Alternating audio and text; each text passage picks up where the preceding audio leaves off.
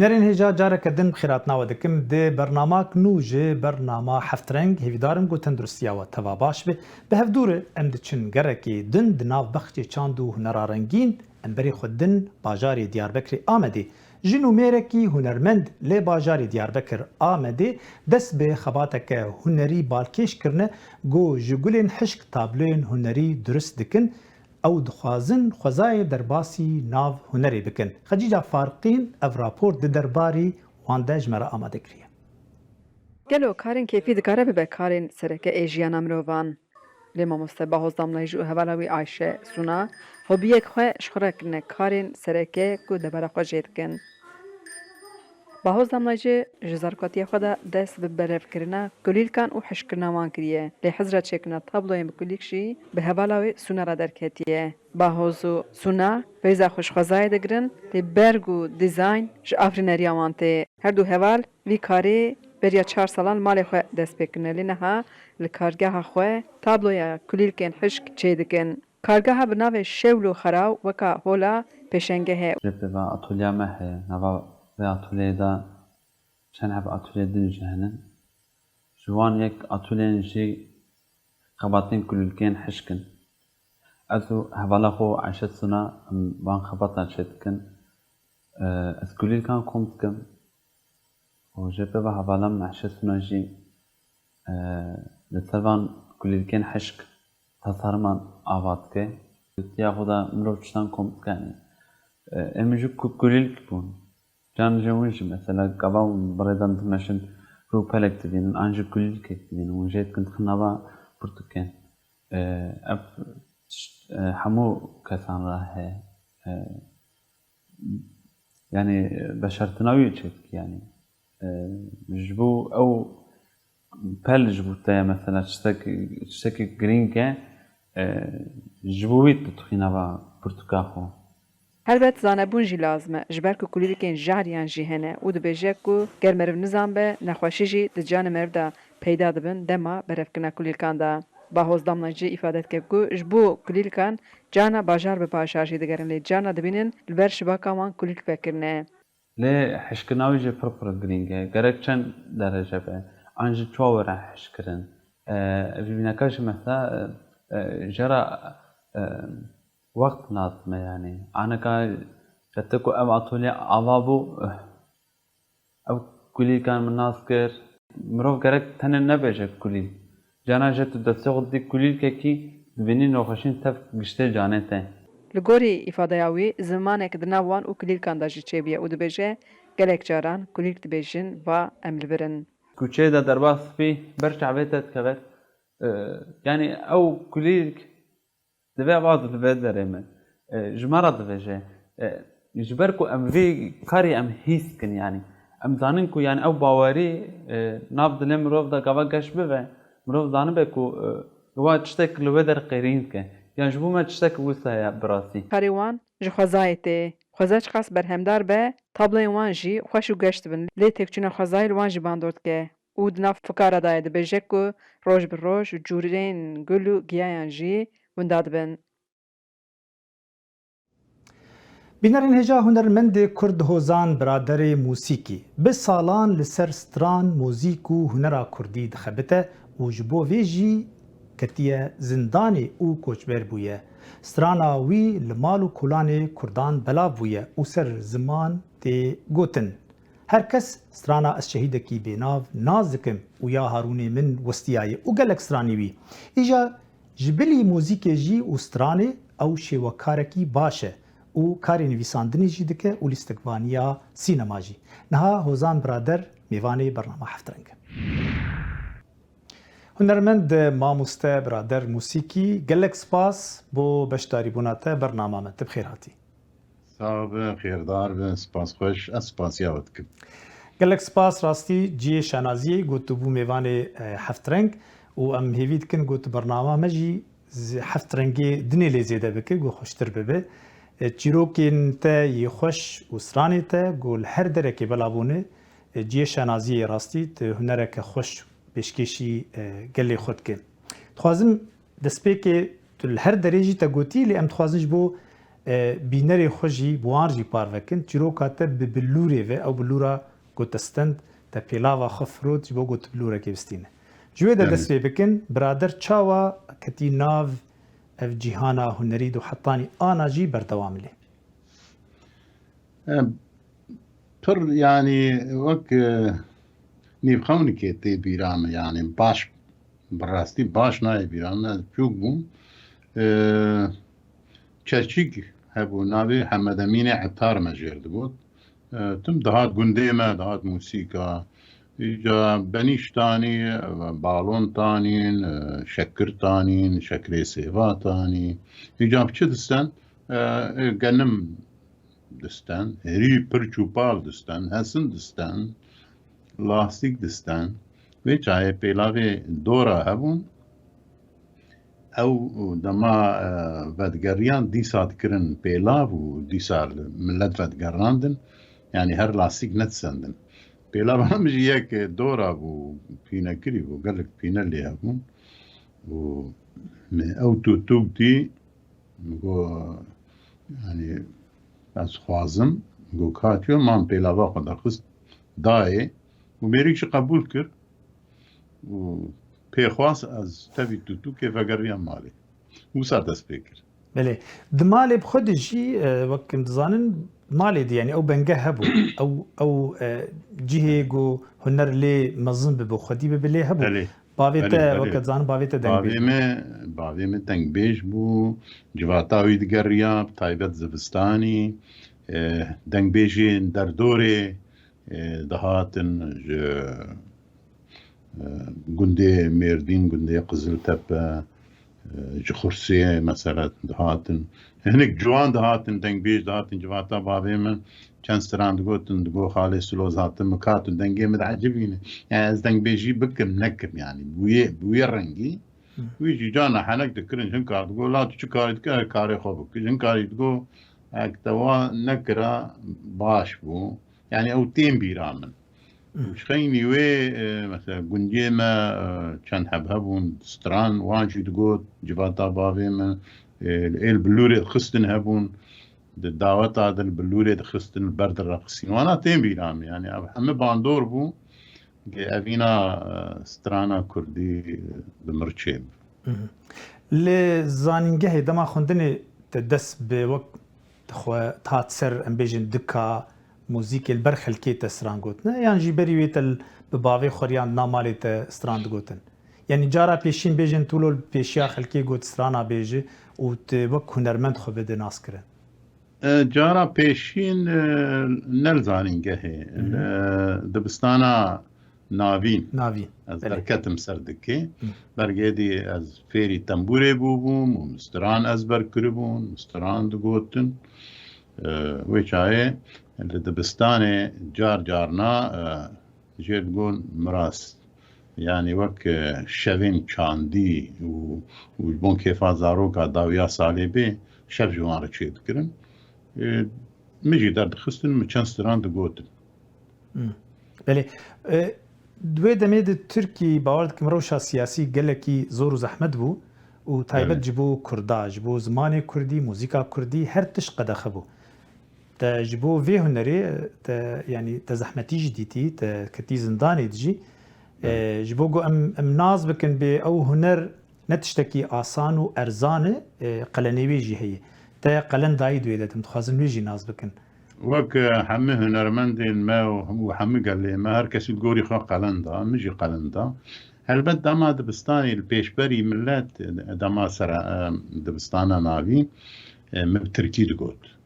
پشتی ئەس چووم باژارێوانێ دبستانە کۆلێژێ یعنی نە زانینگەهە و نە لیسەیژی ئەمکانم بێژن دبستانە لیسەیە بلند تێ حەسێب کۆلێژە تاندروستی لور ئێدی هەبکی خۆ ئاشکرە دکرد بسترانی کوردی دگوتن و بەرگ بایەکی سیاسیژی هەبوو فرانکسیۆن هەبوون ji her siyasetê xwendevan hebûn helbet ê dijberê me jî hebûn ji me hez nedikirin ew jî hebûn îca me giya me ji mir ji hecê rekor dikanî bû min jî ji xwe re ezmûn çê dikir min qeyd dikir û dixwend û xera dikir û dîsa guhdarî dikir û av wî rengî tu navê bê hemdî me qasetek dije bûye û çûn şikayetan mikirin min jî ew qaset xistibû dolaba xwe ولا مدير هات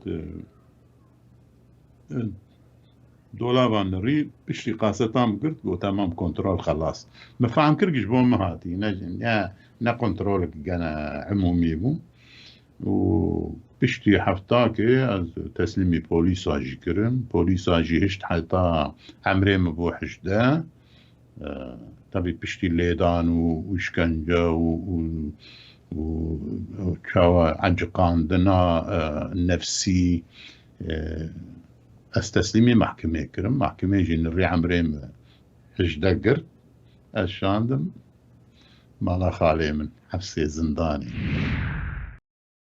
مامۆستا برادر موسیقی gelek spas بۆ بەشداریبوونەتە بەرنامە هەفترەنگ.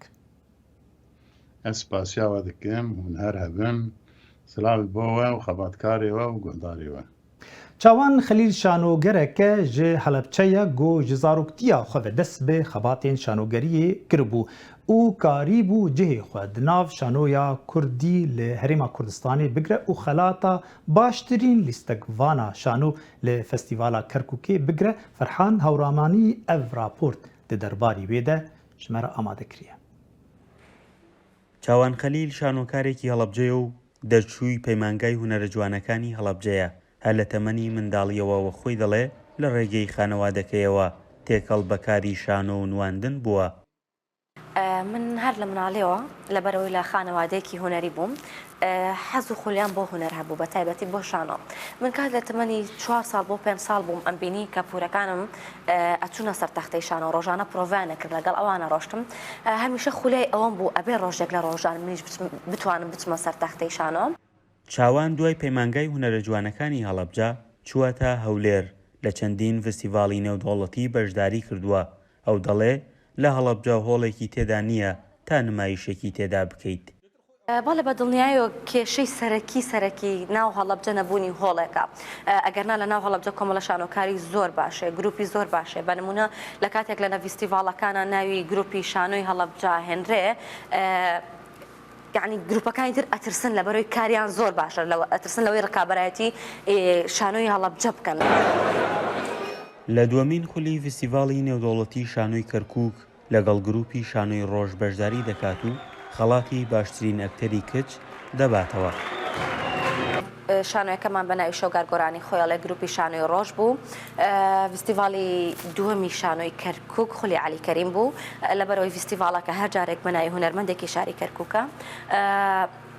ڕۆڵی من لەو نمایشەیە ڕۆڵی ئافرەتێکە بینێ کە هەمیشە بە دوای ژیانەوەیە هەمیشە ئەوێ ژیان بەردەوام بێت.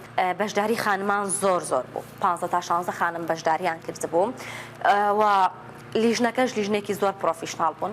قرس بوو بۆی کە بتوانین باوەڕ بە خۆمان بێنی قەنەعەت بەو لیژنەیە بکەین لەبەرەوەی 2 ڕۆژ پێش نمایش من تەندروستیم بە تەواوەتی تێکچوو هەتاوای لە هات ینی گەشتە 24 ساعت بە تەواوەتی من هیچ قسەم نەکرد بۆی دەنگم باش ببێت. بەڵام لەگەڵ ئەوەش هێزێک لە ناوە پێوتم تۆ توانی لەگەڵ ئەوەش کۆمەڵێک خانمی شانۆکار لەوێ زۆر پشتیوانی من بوون بڕوایان بەوە پێهێنا بووم کە من ئەتوانم ئەو خەڵاتە بەرم. ئەو بڕوا بە خۆبوونەی من و ئەو متوانەی ئەوان پێیان بەیا بووم ئەوە وای کرد کە بتوانم خەڵاتی باشترین ئەکتەر بەدەست بێنم. چاوان دەڵێت ئێستاشی لەگەڵدا بێت ئەکتەری کچ بە زەحمەت لە شانۆکاندا بەشداری دەکات کە بەشێکی دەگەڕێتەوە بۆ باگراوندی ناوچەکان. ئەو دوای بردنەوەی خەڵاتەکەی وە خۆی دەڵێ پێشوازیەکی گەورەی لەلایەن توێژە جیاوازەکانەوە لێکراوە. تۆ بتەوێ کارێکی شانۆی بکەی ئێستا من ئەگەر باسی شاری هەولێر بکەم ڕاستە ئەکادیمیای لێ پەیمانگای هونەرە جوانەکانی لێ بەڵام ئەگەر ئێستا ئێمە بمانەوێ کارێکی شانۆی بکەین لە 2 خانم 3 خانم زیاتر بەداخەوەی ماکتەری کچمان نێ لەوێ بەڵام لە سلێمانی ئەگەر تۆ بتەوێ کارێکی شانۆی بکەی کارەکە دەخانوی پێویست بێت و هیچ کێشەیەکت نییە بە خۆشحاڵیەوە ئەتوانی ئەوە بکەیت ئەڵێم ئەو خەڵاتەی کە کرا بەقەدەر ئەو خەڵاتانە خۆش نەبوو کە لە هەڵەبجەیە بە مندرا لەبەر ئەوەی من کاتێکە خەڵاتی باشترین ئەکتەرم برد باوکم بە گریانەوە تەلەفۆنی بۆ کردم وتی خۆزگە لەوەیە بووم لەگەڵ تا بووم بەڵام کاتێک کە هاتمەوە هەڵەبجە هەر ماڵێکی هەڵەبجە لێرە بۆ من خەڵاتێکی خۆی پێشکەشی من کرد چاوان لە پاڵکار و ڕاهێنانە شانۆیەکانیدا و خۆی دەڵێ پشت بە تواناکانی خۆی دەبەستێت لە دابینکردنی پێداویستەکانی ژیانی خۆی ئەو دەڵێت بەردەوام دەبم تا بتوانم کاری باشتر پێشکەش بکەم فەرحان هەورامانی دەنگی ئەمریکا هەڵەبجە ئەم نەهاژی بەرێ خوددن باژارێ وانێ li Wanê şanogeha Mencel bê şanoya tenê ez dest bê xebatên xwe kiriye. Arif Aslan li wir amade bû û ev rapor ji me re şandiye.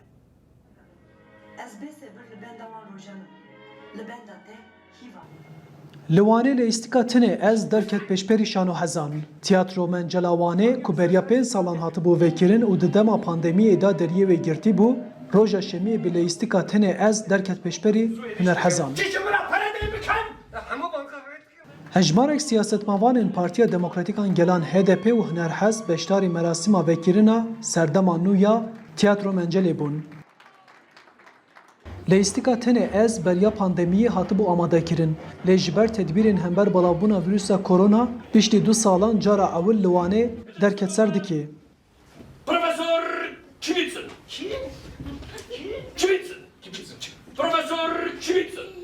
Hayhan, Diko. Dişiyez. Senaryoya lê îstika tenê ez ji aliyê derhener Cihan Ekincî, Rûgeş Kırıcı û Ömer Şahin ve ji fîlma Diktatörê mezin ya Charlie Chaplin ve adapteyê lê îstika tiyatroyê hatiye kirin. Berberek û diktatörek wala dişbên hevdû, şekl şmanê wan pir dişbên hevdû. Di şerê cîhanê de berber hişê xewûn da dike û divegerê tikana xwe vê dike. Wê demê jî walat dîko hatiye bûye dagir ker li wir paşê çîrok tevlî hev dikeve. Berber dikeve şeklê diktatör û diktatör jî wek ku berbere tê girtin yani komedya şaşîtiyê di nav de heye em karim wisa bêjim kurtasê.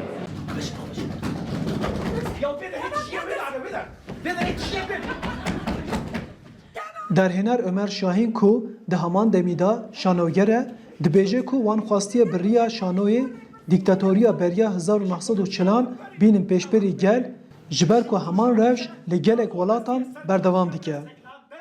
Faşizm li her demî yani kîjan demê ve bila ve heman şêwaza bikartîne.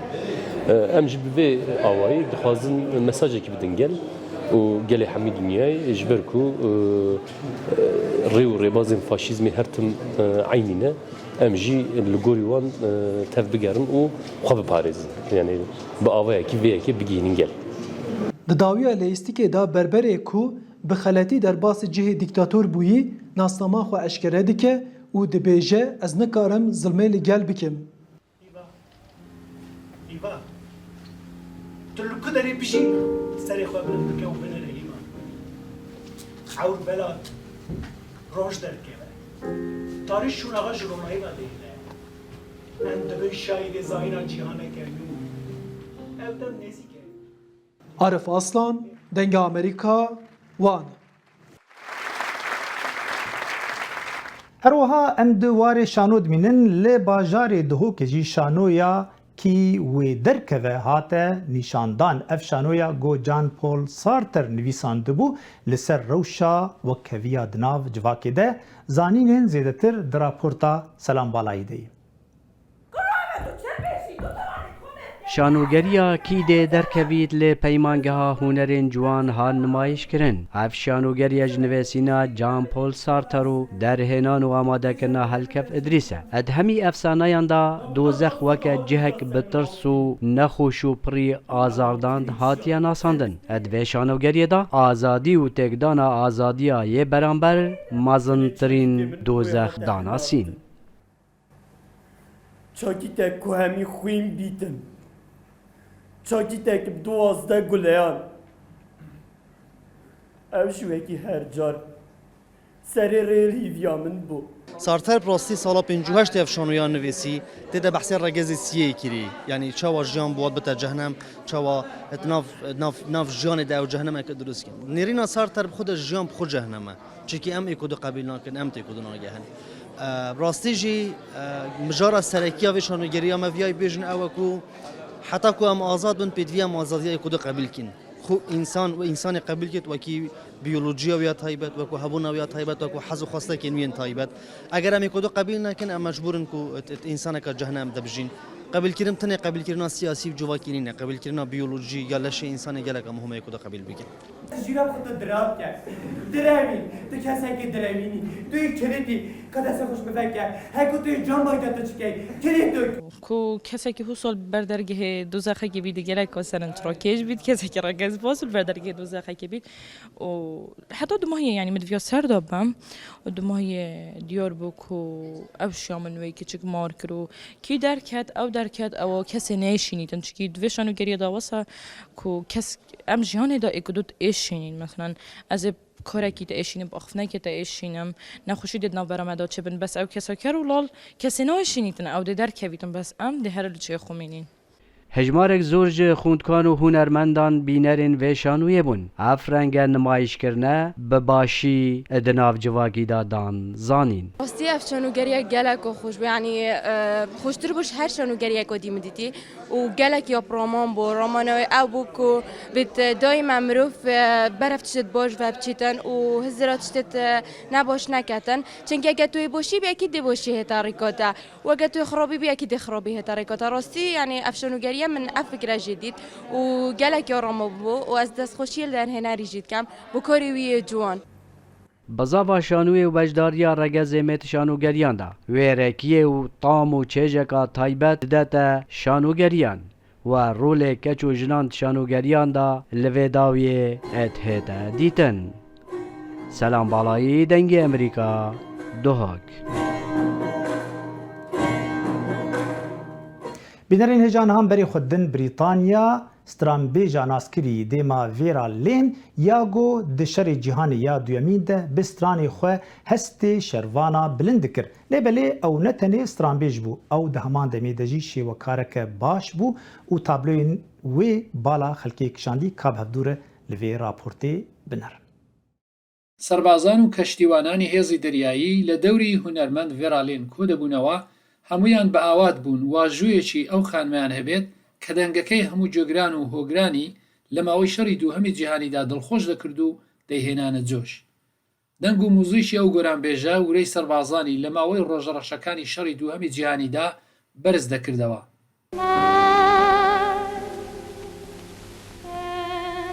بەڵام جیا لە کەسایەتێ گشتیەکەی کە جێگای سەرنجی هەموو لایەک بوو خاوەنی هونەرێکی نهێنی ئەویش نیگارکێشی بوو.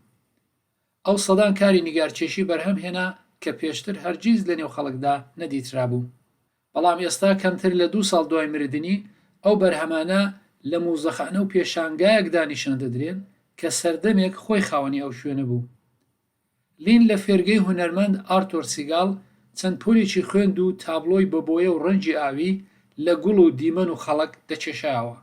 پێناسەی ئەو تابلۆیانە نەزانراون بەڵام کسی ئەو نیگارکێشە دەڵێ هیوادارە زیاتر لەبارەیان بزانێت. پوری من یا خزمم بووە زۆر خۆشە لەگەڵ ئەندامی بنەماڵەکەی بدوێی. لۆیس جۆنز زیاتر لە ساڵێک چاوی لە شتەکانی تایبەتی داچی کرد بۆ ئەوەی ئەو هەموو بەرهەمە بۆ ئەو پێشانگایە بدۆزێتەوە. هەڵبەت تەنیا بەشێکی کەم لە بەرهەمی نیگارکێشی لێن لێرەدا پێشان دەدرێت. موزەخانەی هونەری و پیشەی دەچلێن خۆشحاڵە کە لە توانایدا بووە ئەو بەرهەمانە نیشان بدات پێشەوەی ببن بە بەشێک لە بەرهەمی گشتی نیشتمانی. شتێکی زۆر تایبەتیە کە دەتوانین هەموو سامان مشتەکانی ئەو هونەرمەندە پێکەوە بەم شێوەیە لە گوندێکدا ببینین کە ماوەیەکی زۆر تێیدا ژیاوە. دێم ڤێرالێن لە 18 مانگی 6 ساڵی 2020 زاینی لە تەمەنی 103 ساڵی لە دیچلینگ کۆچی دوایی کرد. بینەرین هێژا ئەڤ راپۆرجی di derbarî stranbêjê naskirî David Bowie got bandoreke pir mezin li paş xwe hişt li ser reng û şêwazê strana rojavayî û bû stêrkek ji mûzîka nû re. Ev raporcî dê derbarî erşîfa wî deyim. دەیڤید بۆیی ئەستێرەی موسیقای ڕاگ گەر لە ژیاندا بووایە ئەم مانگە پێی دەخستە ناو 75 ساڵەیەوە. ئەو ئەستێرە بەهرەمەندە لە 10 مانگی 1 ساڵی 2016دا لە تەمەنی 69 ساڵەییدا بەهۆی شێرپەنجەوە کۆچی دوایی کرد. بۆیی باریک و لاواز لە مەودایەکی کەمدا لە ڕێگای تێکەڵکردنی شێوازەکانی ئۆروپایی لەگەڵ ڕیتمی ئەمریکایی و هەروەها بەهۆی کەسایەتی سەرنجڕاکێشی خۆیەوە ناوبانگێکی زۆری دەرکرد و بوو بە ئەستێرەیەکی بەناوبانگی موسیقای ڕاگ.